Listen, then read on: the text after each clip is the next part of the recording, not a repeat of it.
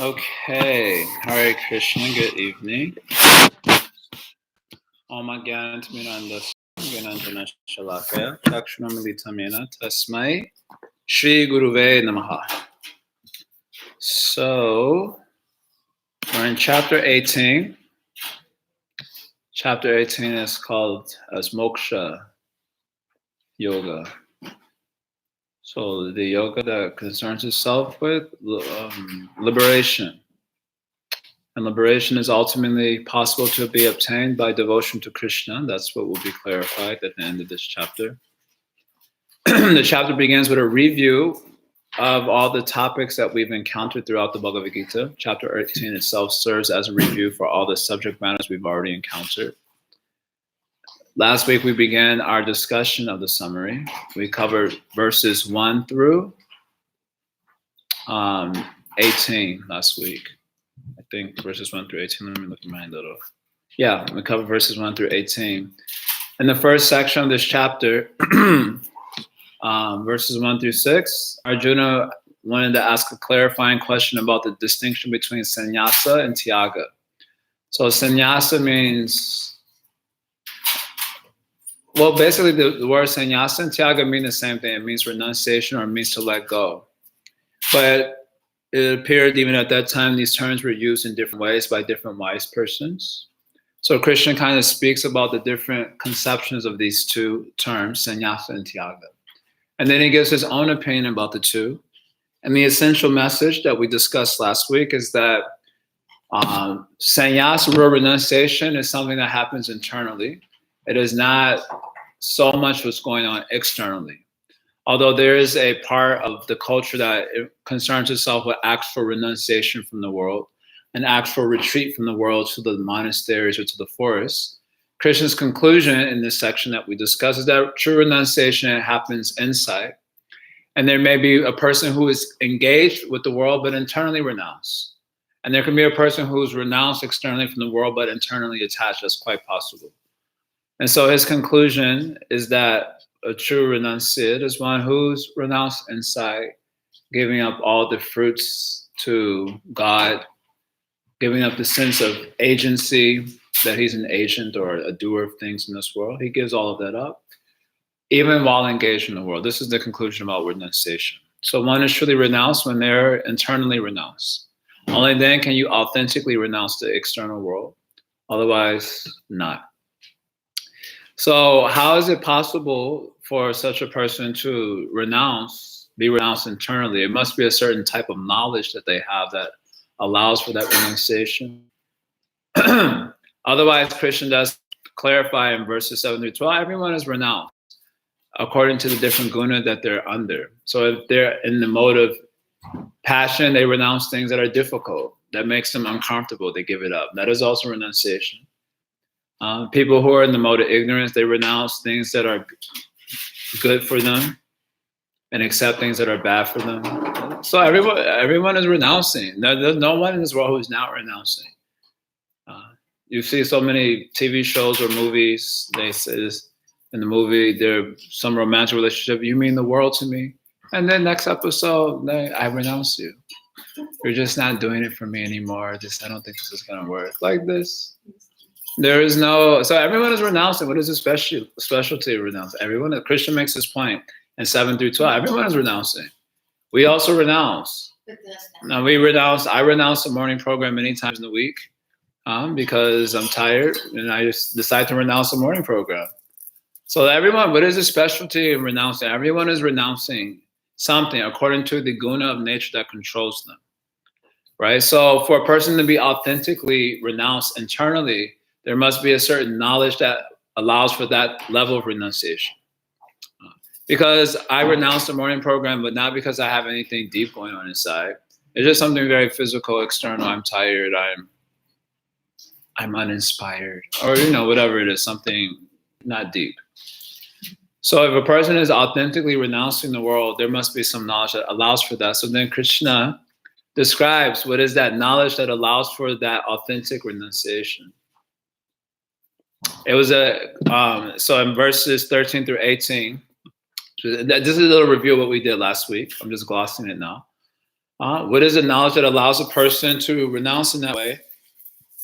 Echoing a statement that Krishna spoke earlier in chapter 3, verse 28, or chapter 5, verses 8 and 9, Krishna spoke about the knowledge of a tattvavit. The word tattvavit literally means a knower of the truth. And in his description of such a person, he describes that they see simply that the gunas, the world of gunas, is simply interacting with gunas. And that the soul is apart from that. That's how they see the world. The gunas interacting with gunas, and the soul is apart from that. So in Krishna's, this in chapter 18, he talks about the 5 causes of action in this world. And of these 5 causes, what's to be noted and what we brought out last week, that of these 5 causes of action in this world, none of them is directly the Atman. And that's the point that Krishna wants to make, right? There's the body, that's a factor. You know the 5 factors of action? Body, you remember? The endeavors, the senses, the false ego, and Daiva. Daiva means super soul, or Daiva means destiny, providence. So these 5 factors are not the soul. So the idea of Krishna, in so many words, he's articulating the same idea that we encountered earlier in the Bhagavad-gita. I've already referenced the verses, that the soul is apart from this world of action and reaction. So whatever we see happening in this world, the soul is apart from that. So the Tattvavid, he's able to see that.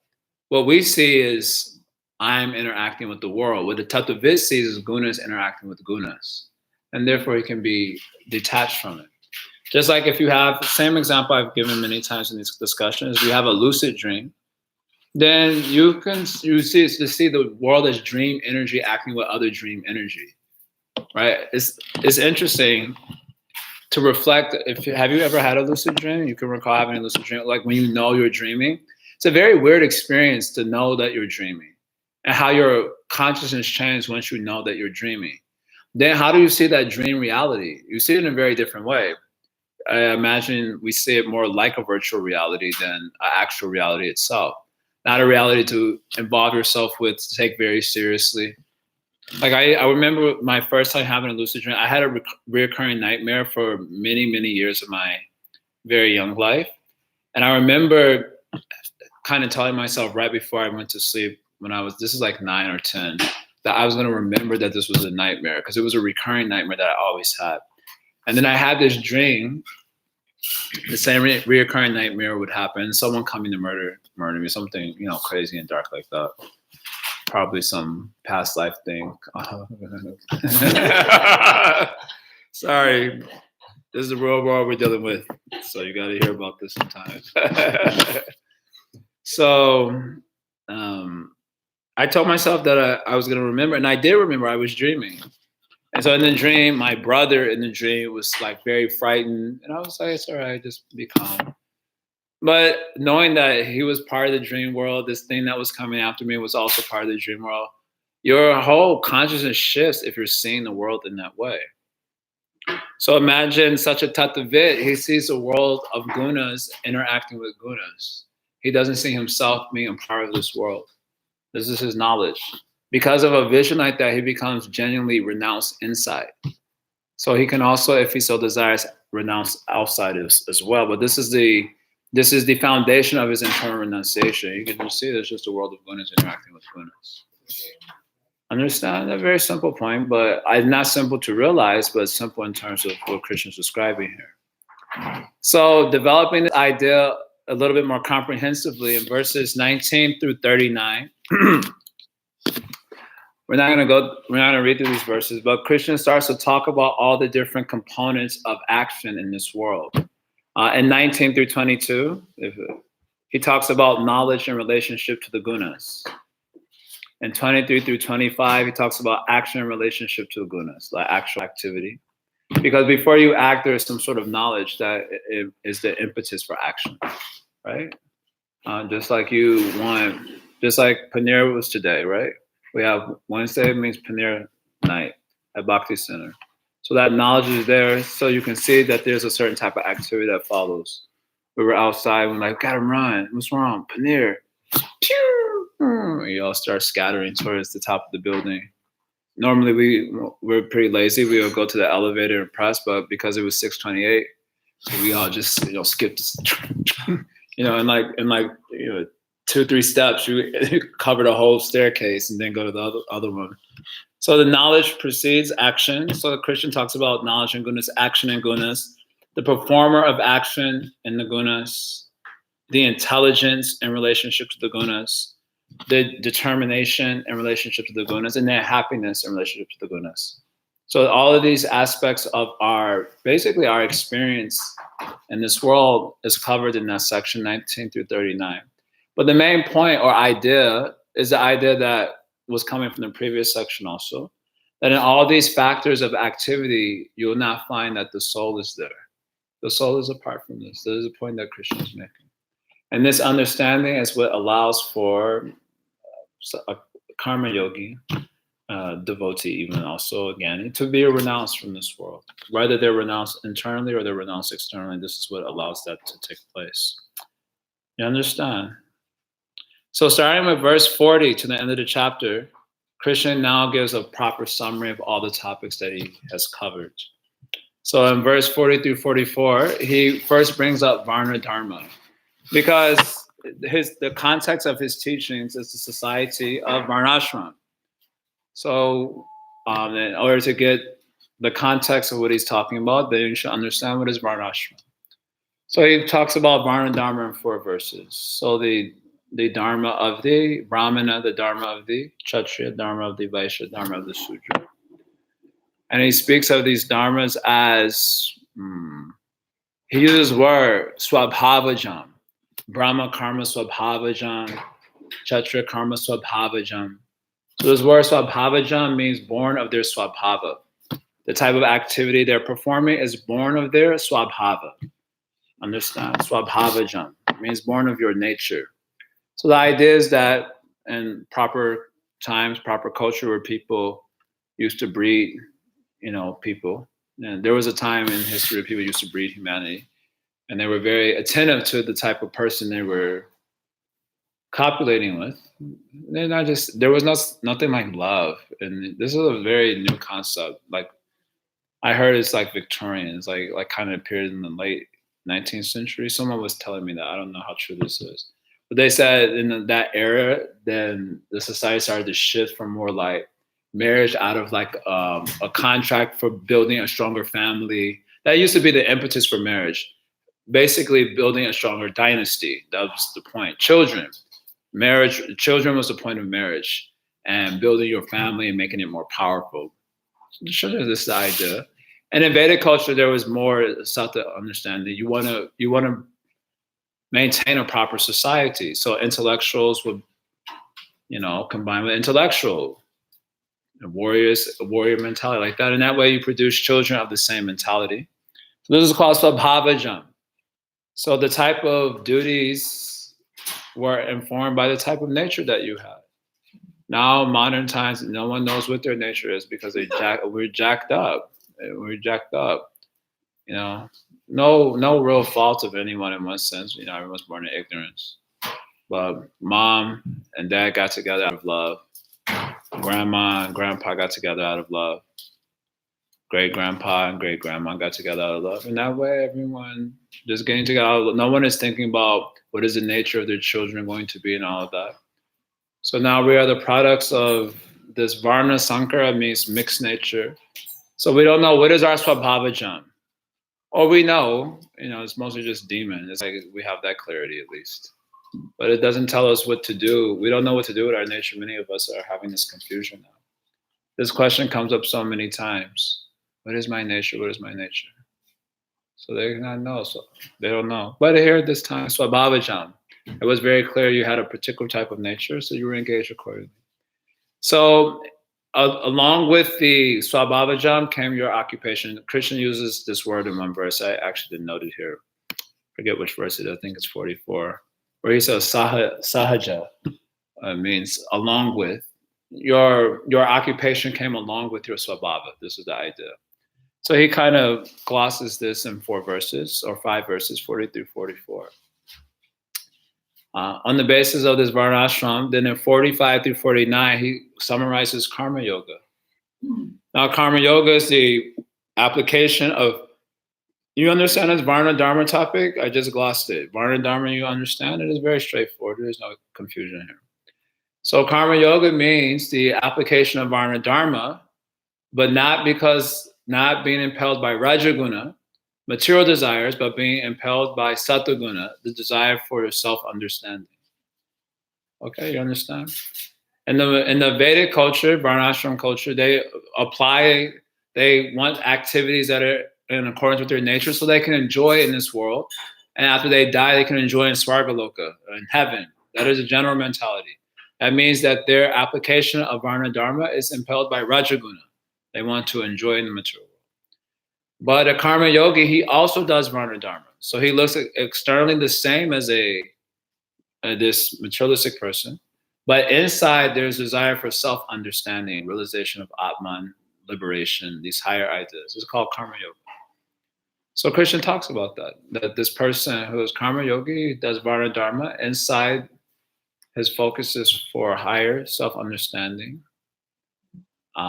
He has the knowledge which we've already discussed, the inner renunciation that allows him to see that this is just a world of gunas and therefore not to invest too much energy there. The karma yogin's consciousness is like this, his understanding is like this. What is unique about Krishna's summary here, 45 through 49 of karma yoga, is his emphasis of work and varnashram as a form of worship. So this is something, there's this idea in India where they say work is worship. Manava seva is Madhava seva. They have these different slogans in India where, like, if you just do good work, if you just do your duty, then that is worship of God. And of course, the Pure Krishna Consciousness movement, we slam that idea all the time because we're like, no, worship of God is worship of God. Like chanting japa, worshiping the deity, this is worship of God, not just working hard and making money. Then that is not worship of God. But here, Krishna in 45 to 49, kind of, there's some justification for this idea, because the dharma that people are following in Vedic culture comes from whom? It comes ultimately from Krishna.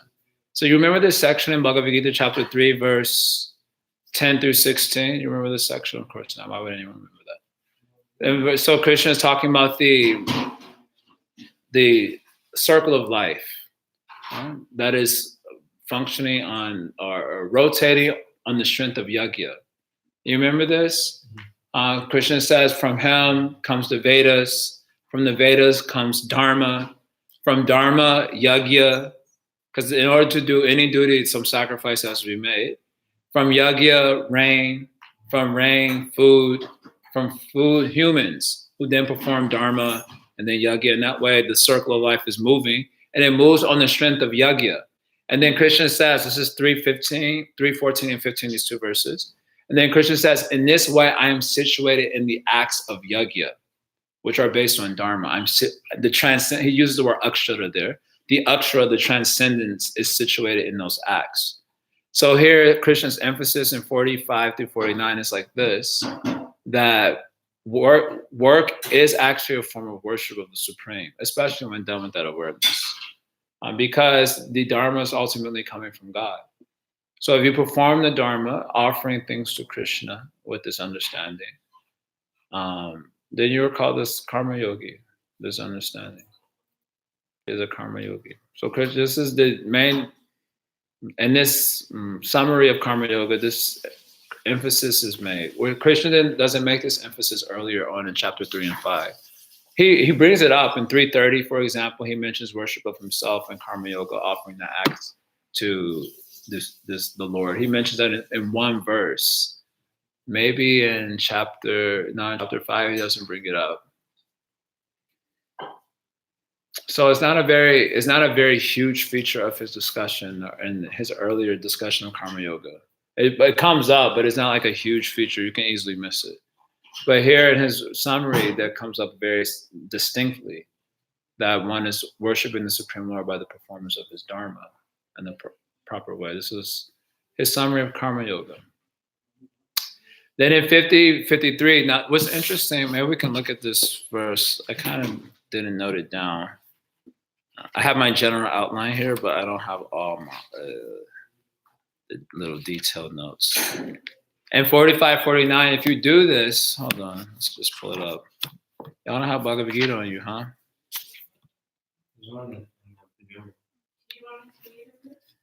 Let's see. Yes, maybe. It'll be verse number. Verse number 48. Yes, verse number 49. Verse number 49. You read verse 49. One who is self-controlled and unattached, and who disregards all material enjoyments, can obtain, by practice of renunciation, the highest stage of freedom from action. Yes. Asakta buddhi sarvatra jitatma vikataspriha. So when asakta buddhi means when your intelligence is unattached, having been purified through performance of karma yoga, your intelligence is unattached.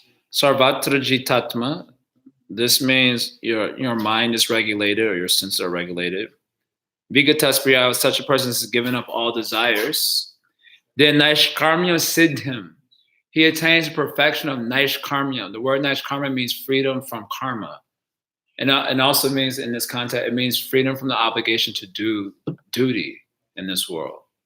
As long as our minds are full of material contamination for exploiting sense gratification, you have some duty to perform.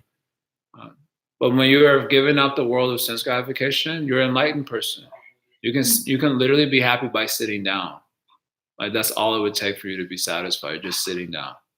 But none of us can do that. You cannot even sit down for 30 seconds and chant japa. Isn't it?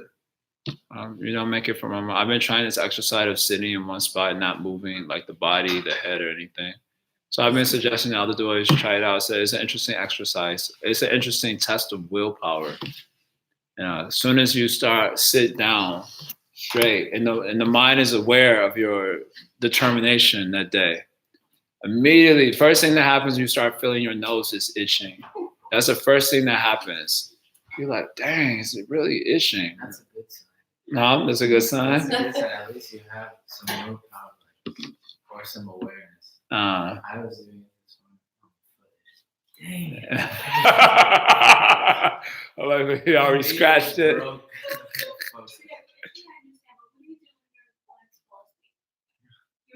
Yeah, I said I use a mat so my legs are lower and I can keep my legs a little apart from each other so my legs don't fall asleep.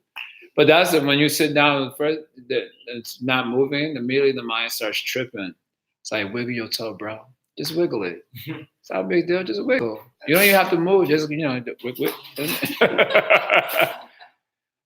So we cannot sit peacefully for even 30 seconds. The disturbance is coming. But therefore, we have some duty to perform. When you're not able to stop the thrust of sense gratification, then there's duty. If there isn't duty to regulate the senses of souls in this world, they will destroy each other. They will literally devour each other. Ahara, if you see our eating propensity, eating propensity is representative of our propensity for enjoyment. So we're always consuming. The mouth consumes, of course, taste. The eyes consumes form. The nose consumes smell. The skin consumes touch. So we're always consuming. And if there was no regulation for that, then we would literally just start consuming each other. It is already happening, and it will become worse without regulations, to block that. But when you are Naishkarmya, then when you're actually free from Vikataspriya, you're free from desire, your intelligence is unattached, having been purified by the Karma Yoga, then Naishkarmya, you attain the perfection of Naishkarmya, which means freedom from action, which means you're not obliged to the Varna Dharma system anymore because of the enlightenment that you're experiencing inside. That time you become qualified for following Gyan Yoga path or the Ashtanga Yoga path that we encountered in chapter 6, Bhagavad-gita. So then Krishna wants to summarize that in verse 50 through 53. For that person who has attained Naishkarmya, sit in the perfection of being free from karma, then this Jnana Yoga life is described. So in 3 verses, he describes Jnana Yoga life. A long list of qualities of the Jnana Yogi. I'm not reading it here, but they reflect these sort of the qualities that we encountered over renunciate in chapter 6. So in 3 verses, he summarizes this. And then after that, starting with verse 54, oh, my computer's not. He begins to give his summary of Bhakti Yoga. So these are very, very, very famous verses of Bhagavad-gita. And we're only glossing them right now. But starting in verse 54 is Brahma Bhuta Prasanatma Na Shochati Na Kankshati Sama Sarveshu Bhuteshu Ma Bhaktam Labhate Param. So if one is Brahma Bhuta, it means he's an enlightened, self-realized person. We just heard about them in the previous verse. Prasanatma, that means, prasana means like jolly. Prasana Atma.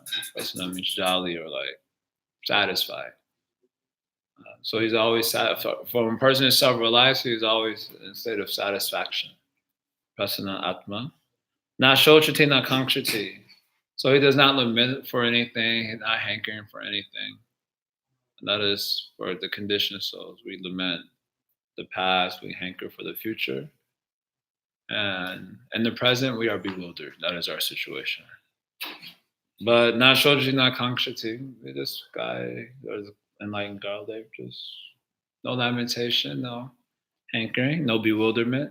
Samar sarveshu bhuteshu, they see everything with equal eye, all beings with equal eye.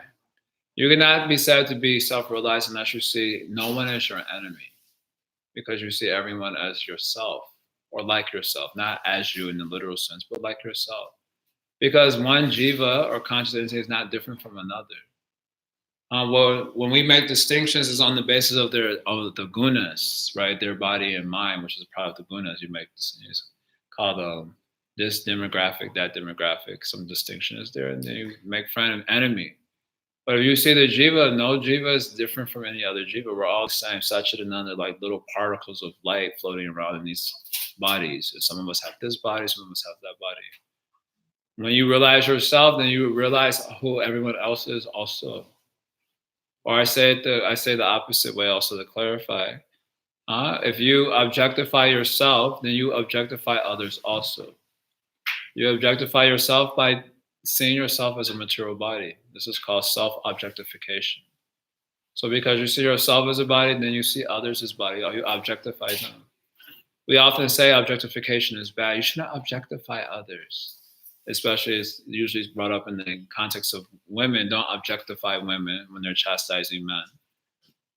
But it's like impossible to avoid. I mean, not only because I'm a man, but because I'm a conditioned soul. I've already objectified myself. And so I naturally objectify everyone else also. Not just women, everything. I objectify the soul in the squirrel body, and the soul in the dog's body, and the soul in the insect body, and so on. When I see a cockroach, I just want to smash it because I objectify the soul in that body, isn't it? Cockroach is one of those creatures that somehow or other their body just inspired immense hatred.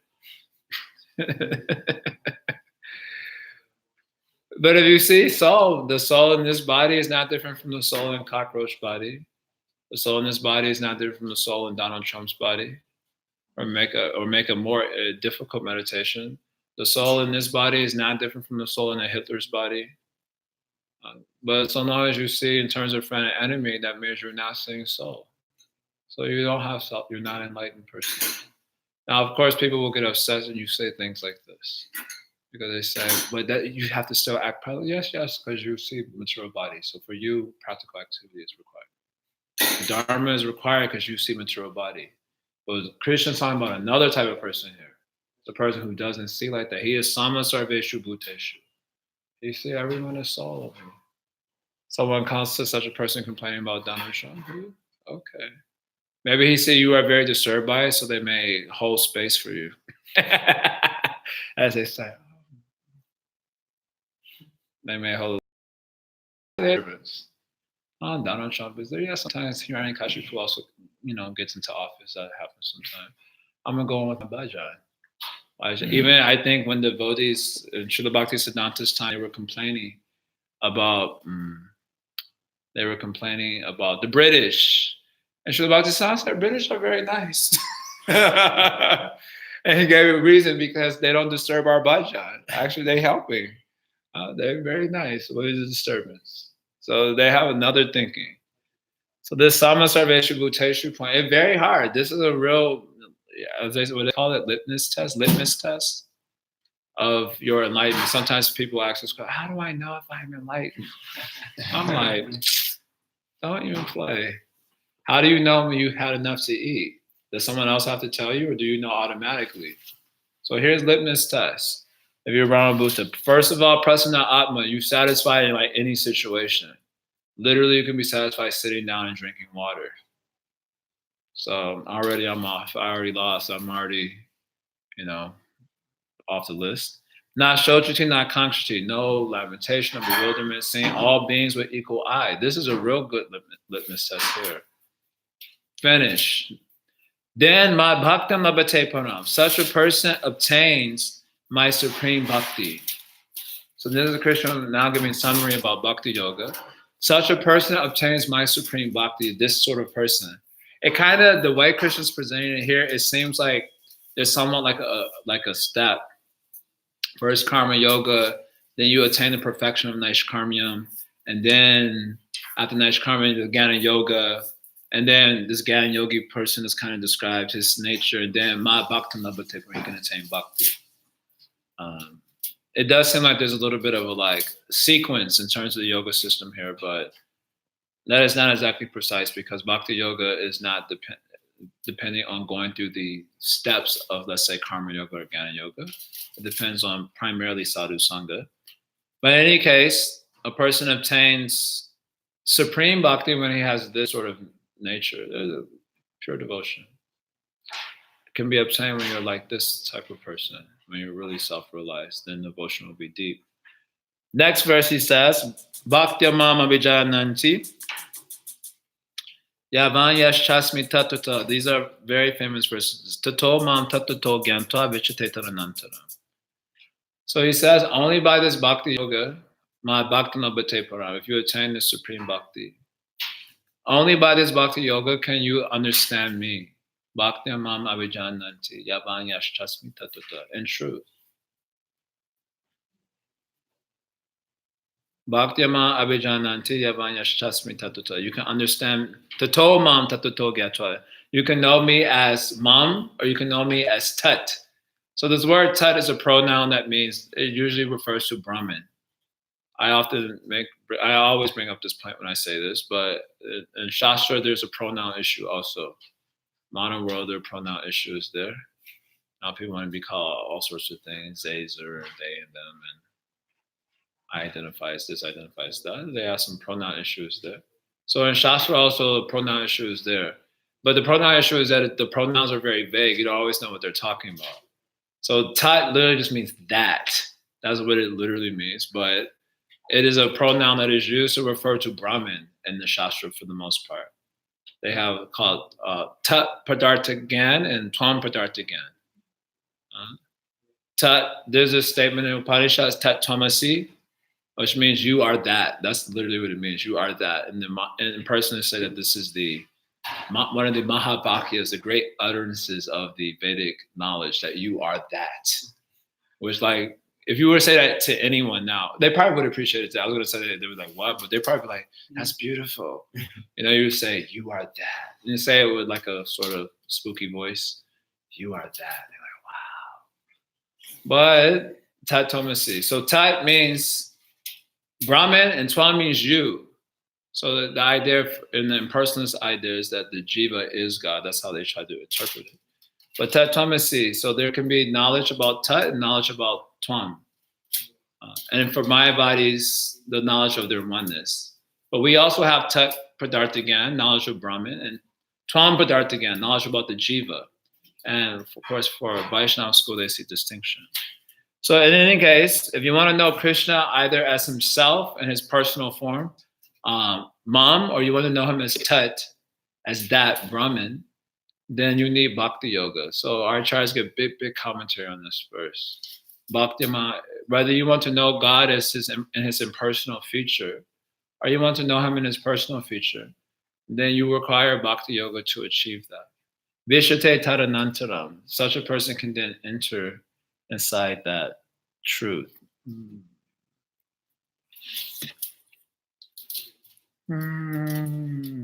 One, two. Yes. Vishate tadanantaram. He thereafter enters that. Vishate tat. Gyantva vishate tat anantaram. Thereafter, anantaram, he enters that. So whether you're going for Brahman realization, you enter that reality, or you're going for a personal relationship with Krishna, you can enter that spiritual world. But in either case, you require bhakti in order to achieve that. Having said that, he wants to make, I'm going to just do this last verse and then I'll take the question. Having said that, Krishna makes another point about this Bhakti Yoga, which is an amazing verse, and I have to share a commentary on this that is super inspiring. Give me a second here because I didn't already prepare to bring this up. So verse 56, someone can read verse 56. This verse is very solacing. It gives solace. Someone read sacred text. Bhagavad-gita. Yes, please. Though engaged in all kinds of activities, my pure devotee from the life of suffering reaches the eternal and imperishable abuse on my grace. Yes. I want to read a commentary to this just for your inspiration, or at least for my inspiration. I don't know what's going on in your heads. Even if I'm on white noise machine. Good evening, everyone.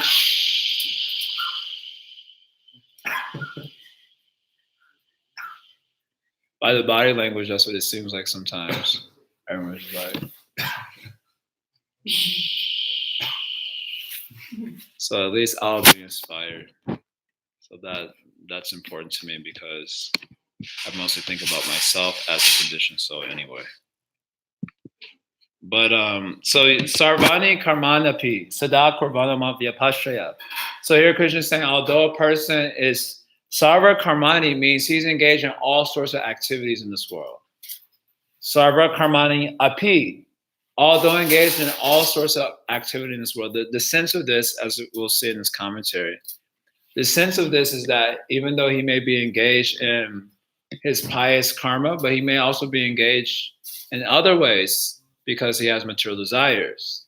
That's not really in accordance with his dharma. Sarva karmani api, although engaged